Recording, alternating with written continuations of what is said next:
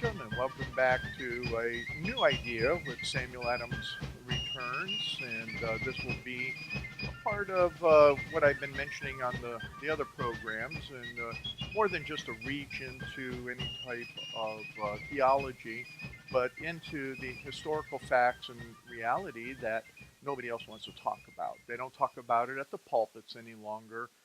We don't talk about it really in the public square. If there's anything that happens on this whole area and topic, is that the anti-God, the atheists, the ACLU, all of those, the communists, socialists, jihadists, all of the other isms are trying to take and destroy the facts, the reality, the truth about our history, and that we were definitely established as a godly nation.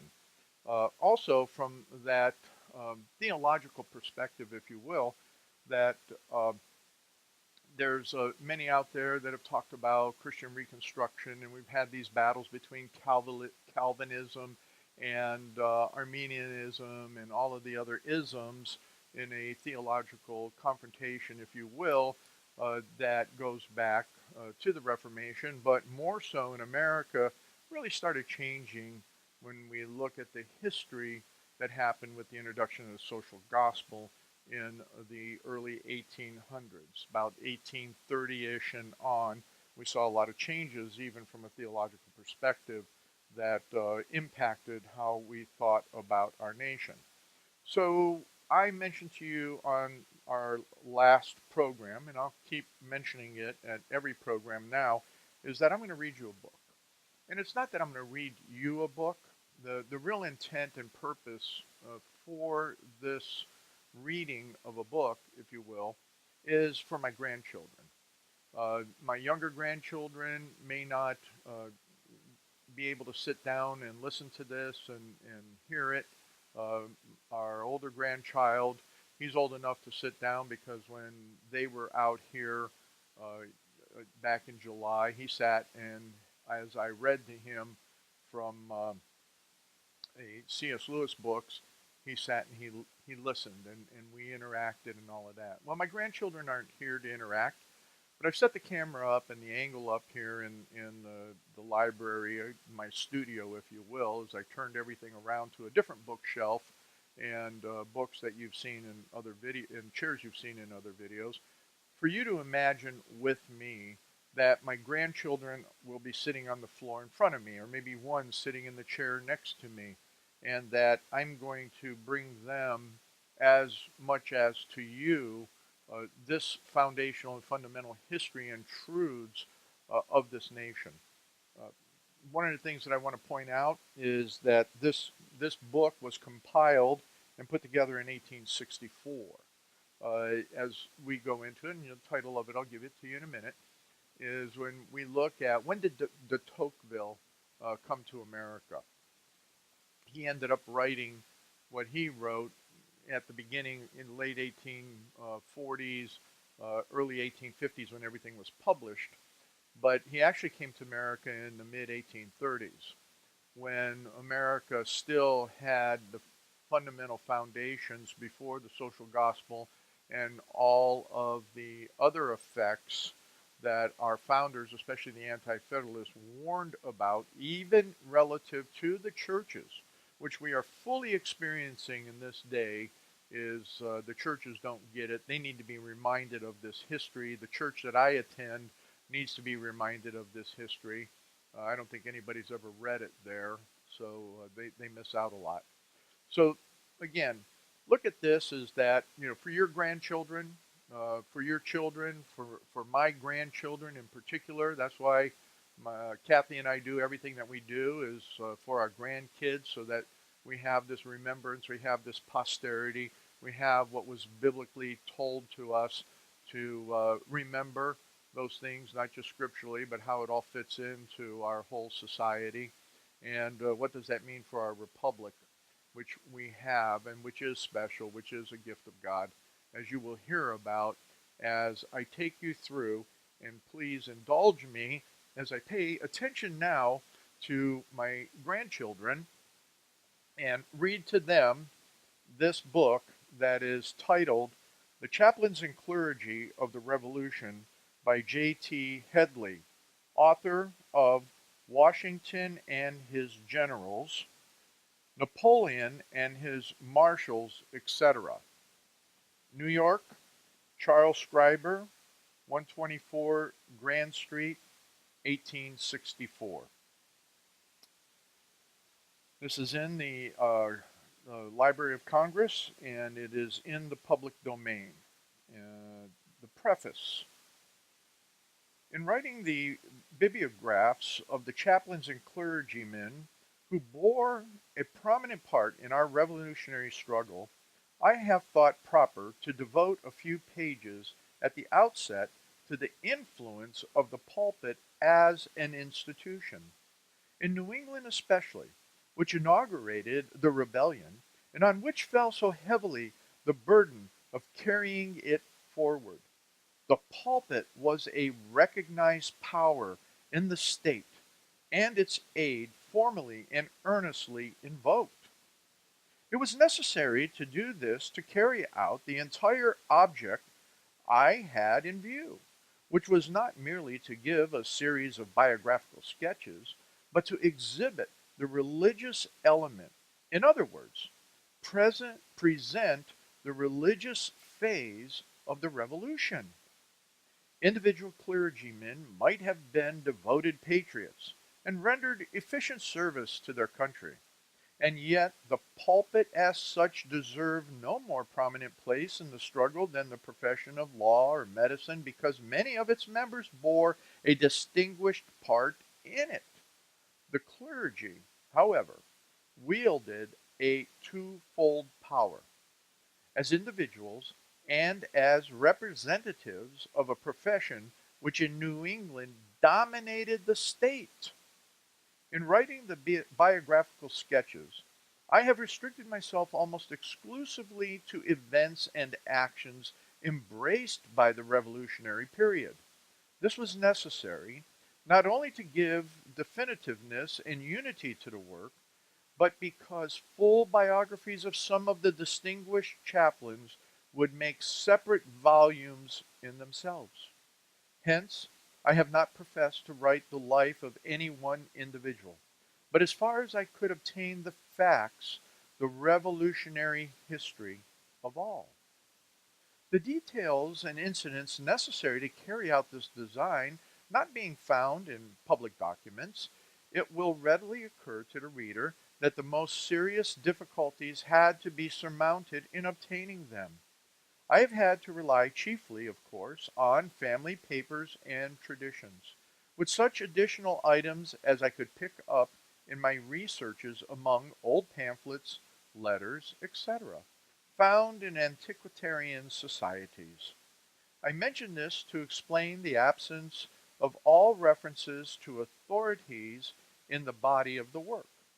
To have given the multifarious sources such as individuals, letters, pamphlets, magazines, historical collections, etc., would have burdened the work with a vast amount of useless matter. For some of the fuller sketches, such as Allen, Avery, Cotton Smith, Gano, Champion, and Kerr, I have been indebted almost exclusively to the kindness of the immediate descendants of these men.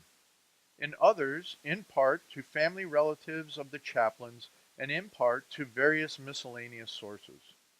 For many of the shorter biographies, I am greatly indebted to Dr. Sprague's admirable work, The American Pulpit. Without this, I should not have been able to give the birth, nativity, and date of death of a large portion of those whose names will be entirely new to the reader. Of course, many who ought to be embraced in this collection are omitted because I could not obtain the facts necessary to make a biography. In some cases, the personal diaries which would have furnished these have been lost by the families who once had them in their possession.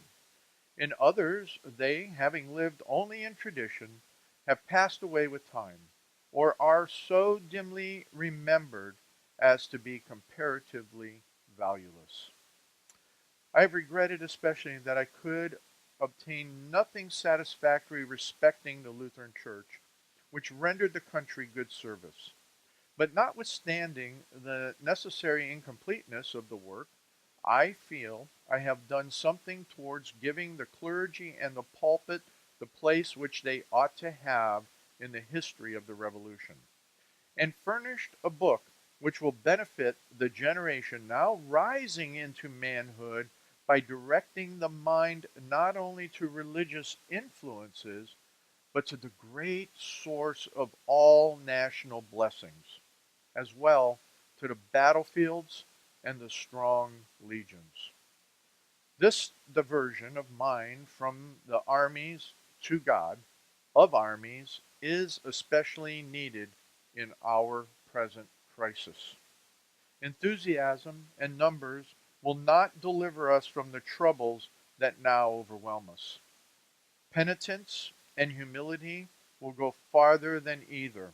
And whether the state turns as it did in the revolution to the church as its strongest support or not, we may rest assured, if its prayers do not save us, whatever success we may achieve will in the end prove a sad failure. The table of contents. I'm not going to go through all of the table of contents, but what I will do with you is to take and talk, we'll just do like chapter 1 today. And it has an introduction, but in effect, the book is 414 pages, and it has, as I scroll down through here, and it's amazing because this is the original work that I'm looking at from the University of, I think I got this one out of the Yale Law School. And if not, I'll give people links on especially the YouTube video that we're doing today. But when we go through this, there's actually it looks like there's 46 chapters, and it's very interesting. So let's do this. Let's just go ahead and into chapter 1, and I'll give you the subheading of what we're going to talk about, or what I'm going to read to you in this particular chapter.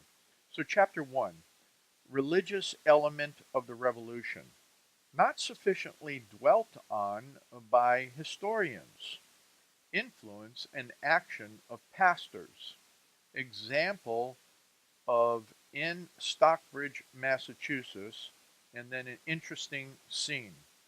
One of the things, children, that I just want to remind you of is that I know that this history is now, in this 21st century in particular, worse than not sufficiently dealt with by historians, but is absolutely being written out of history. And that with all of the influences of secularism and all of the other isms that I've talked to you about in the past, uh, it's just not something you're going to hear in your schools ever, and hardly ever in your churches, in your congregations, and from the pulpits. And one of the other subtitles here that we're going to read, and I'm going to read to you, is the influence and action of pastors. We don't see that in this regard any longer. And it's a very, very sad aspect as we look at this truth and this history. So, as this chapter begins, notwithstanding the numberless books that have been written on the American Revolution, there is one feature of it which has been sadly overlooked. I mean, the religious element. In this respect, there is not a single history of that great struggle which is not so radically defective as to render the charge against it of incompleteness a valid one. This omission on the part of historians seems the more remarkable from the fact that common belief, the universal impression, is against it. There has scarcely been a celebration of the day on which our independence was declared in which this religious element is not referred to as constituting one of the chief features of the revolution. yet it receives a subordinate place in history. One reason of this, doubtless, is that it did not enter into the machinery of political or military life. It was not an organized force that could be numerically calculated or physically disposed of in making outward achievements. To omit religion in a history of the Crusades would be like building a structure without laying a foundation, for that great movement was begun and carried forward by religious feelings alone. The banner that moved at the head of crowding millions was the cross of Christ, and he that bore it a priest, while the great object to be accomplished was the rescue of the sepulchre of the Savior from infidel hands. So, of the English Revolution under Cromwell, no one would dream of writing its history without making religion and religious men a prominent and perpetual force. In short, a history that should ignore them would be false and worthless. The reason is that here, too, they formed a part of the physical machinery by which the revolution was carried on. The camp was a prayer meeting, its passwords, scriptural phrases, and the dread slogan of the army, the language of the sanctuary. Freedom and equal rights was not the war cry of the invincible Ironsides, but when they, with their helmets on and their eyes bent in wrath on their enemies, swept like a thundercloud to battle, the charge cry that rolled so terribly over the field was religion. In our revolution, the religious element was not paramount, and hence it did not give shape and character to the whole physical structure and organization. It kept more with its appropriate sphere and stood behind and sustained the political and military organizations of the land rather than formed a part of them. But it is not on that account to be overlooked. He who forgets or underestimates the moral forces that uphold or bear on a great struggle lacks the chief qualities of a historian. It is unquestionably true that if the clergy of New England had from the outset taken the decided and determined stand against the cause of the colonies, which they did for it, the result would have been totally different. Why then should not they, in their sermons, addresses, and prayers, have a prominent place in the history of the Revolution? As town committees of safety and local petitions and resolutions and remonstrances, which a historian thinks so necessary to the completeness of his narrative. That omission in our histories I design in these pages, as far as possible, to fill up.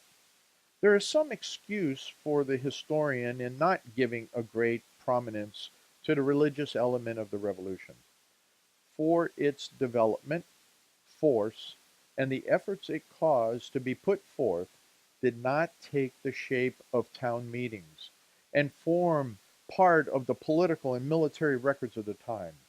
It is impossible, therefore, to collect together the unreported harangues and sermons and unorganized efforts that lay at the bottom of its power.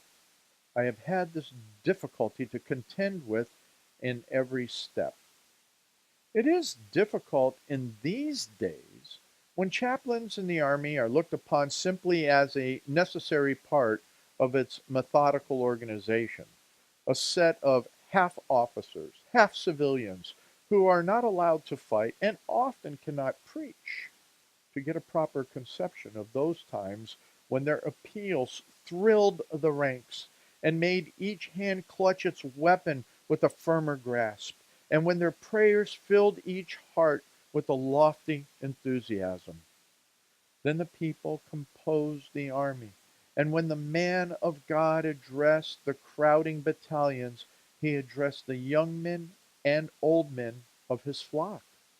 who looked upon him with love and reverence and believed him almost as they did the Bible. Could the history of each volunteer band, as it left its native valley, the enthusiasm kindled by the pastor's address, the courage imparted by his solemn parting blessing, an assurance that God smiled on them, be given, we should have a revolutionary page that would thrill the heart. The religious sentiment was stronger in New England than in other colonies, from the fact that the original settlers were driven there by religious persecution. Having fled across the ocean to secure religious freedom, it was natural that they should consider it to be the chief end and purpose of all government. Hence, all rulers, regulations, and laws for their government were, figuratively speaking, first baptized before they were allowed to become part of the civil system. Hence, too, in the early wars of the colonies, chaplains became a necessary part of the army. Men who had been in the covenantals of Cromwell's troops and heard Baxter preach and pray would not be apt to forget a chaplain when organizing an expedition. The office at the time was no sinecure, nor unattended with danger, and men of nerve and force as well as piety were sought after. Those who were chaplains during the French and Indian War became, at its close, pastors of churches. And although most of those who were alive at the breaking out of the Revolution were too old to become chaplains once more, they still held to their former belief in the right of resistance and taught it in their congregations. The same was true of the entire clergy throughout the New England colonies. And though some were not so positive and aggressive in their actions as others, yet they were equally decided and exerted, though a quiet and deep influence on the Revolution. They were humble pastors from whose flock were drawn the numberless little companies of minute men, who formed the first army against which the tides of British valor rolled in vain on the heights of Bunker Hill. In every quiet little valley and sequestered nook in New England, the pastor had taught the doctrines of freedom and preached the duty of resistance to oppression. The farmers and mechanics listened with reverence and confidence to these teachings and showed their faith by their works when the hour of trial came. At the battle cry that rolled over the land from Lexington and Concord, they shouldered their muskets and went forth with the blessing of their pastors on their heads and his fervent prayers for their success following their footsteps. If the scenes that transpired in the countless villages and hamlets of New England when the news of first blood shed by British troops swept over the colonies and the first uprisings of the people took place could be described just as they occurred in all the beauty, pathos, patriotism, and religion that characterized them, the revolutionary struggle would possess an interest that all its thrilling battles and perilous marches, deeply as they enlisted our sympathies, can never impart. The description of a single one that took place in one of the remotest towns of Massachusetts, Old Stockbridge, must answer as an illustration of what transpired everywhere throughout the country. For a long time, matters had been drawing to a crisis. The colonists refused to yield their sacred rights, and the mother country steadily increased the pressure of her power to force obedience till she could go no farther unless she resorted to military force. Hence, the whole country was in a state of the most painful suspense and expectation. But, firmly resolved to meet open force with force, They had arranged relays of horses and couriers along the highways and byways of New England to speed the news of the first shedding of American blood. To be ready for these fearful tidings, Minutemen had been enrolled in every town, prepared to march on a moment's notice. In Stockbridge, Berkshire County, Massachusetts, Deacon Cleveland and another leading member of the church had been selected for their position in the center of the valley and of the village to spread the note of alarm. The son of the deacon, a young man only 17 years of age at the time, gave to a friend of the writer a description of the reception of the news of that little village.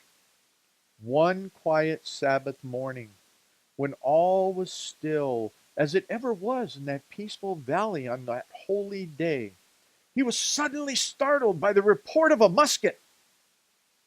On going out to ascertain what it meant, he saw his father in the backyard with the discharged piece in his hands. Before he had time to express his wonder, another report broke out the stillness of the Sabbath morning. And as the smoke curled up in the damp atmosphere, he saw in the neighboring yard one of his chief pillars of the church, standing with his musket in his hand. He paused astounded, not knowing what awful phenomena this strange event portended. He said that he thought the judgment day had come, but in a few moments he noticed men hurrying along the hitherto deserted street, with weapons in their hands. One by one, they entered his father's gate and gathered on the low stoop. The flashing eye and the flushed cheek told that something eventful had transpired, and there it had. When the report of those two muskets echoed along the sweep of the valley of Houstonic and up the adjacent slopes, the sturdy farmers knew what it meant. The father, just preparing for the duties of the sanctuary, heard it, and flinging aside his Sabbath garments, hastily resumed his workday dress, and taking down his musket, strained his wife and children in one long farewell embrace to his bosom. Then he turned from the home he might never see again. The young men buckled on his knapsack, and amid sobs and tears shut the little farm gate behind him, the fire in his eye drying up the tears as fast as they welled to the surface. Although the heart heavied with emotion, the step was firm, and the brow knit and resolute. In a short time, the little porch was crowded with men. A moment after, Dr. West, the pastor, was seen slowly descending the hill toward the same place of rendezvous. It was a cold, drizzly morning, and as, with his umbrella over his head and the Bible under his arm, he entered the dooryard, his benevolent face revealed the emotion that was struggling within. He too knew the meaning of those shots. They were the signals agreed upon to inform the Minutemen of Stockbridge that their brethren in the east had closed with the foe in battle. He ascended the steps, and opening the Bible, read a few appropriate passages, and then sent up a fervent prayer to heaven. When he ceased, the rattling of arms was heard. A short and solemn blessing closed the impressive scene, and before 12 o'clock 20 men, with knapsacks on their backs and muskets on their shoulders, had started on foot for Boston, nearly 200 miles distant. Oh, how deep down in the conscience of men had the principles of that struggle sunk, when they made those Puritans forget the solemn duties of the sanctuary for the high duties of the battlefield. They had been taught from the pulpit that it was the cause of God, and they took it up with full belief they had his blessing and his promise. Such scenes as these were enacted everywhere. And from the consecrating hand of the man of God went forth the 1,000 separate bands that soon after met and stood shoulder to shoulder on the smoking heights of Bunker Hill. My children, this is the end of the first chapter. This is the truth of that history that lays the foundation for our liberties this very day. Ladies and gentlemen, I want to thank you for joining me today. I want to remind you that this is our history, that our pulpits taught liberty. They taught liberty from the scriptures, that liberty only comes from Christ, as he says that he is liberty. He gives liberty through his salvation. As we remind our youth that there are truths that are no longer taught for whatever many reasons, and a lot of that is because of, as I mentioned earlier, what had happened, as you heard in here, the troubled times in 1864. You see, as I always say, is that there's nothing new under the sun, and that it is always uh, up to us to go back to words already spoken. There's not a word that has not been spoken in all this world.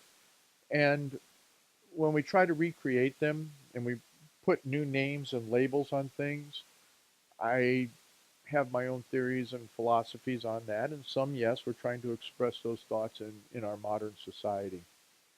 But I think what we have to do is go back and remember the truths of who we are and what we are and where we came from, and ultimately where we're going if we know Christ as our Savior and Lord. So, thanks again for joining me in this initial reading of the Chaplains and Clergy of the Revolution. And we'll do another one of these and get into chapter 2 very soon. Thanks a lot. Have a wonderful day, and please, on YouTube here, look in the resources and find the link so that you can read this for yourself. And hopefully, grandparents, you read it to your grandchildren. And parents, um, please read it to your children so that they understand that the pulpits were extremely influential, and those that became the chaplains always had an active place in our history, not for the past, but for today.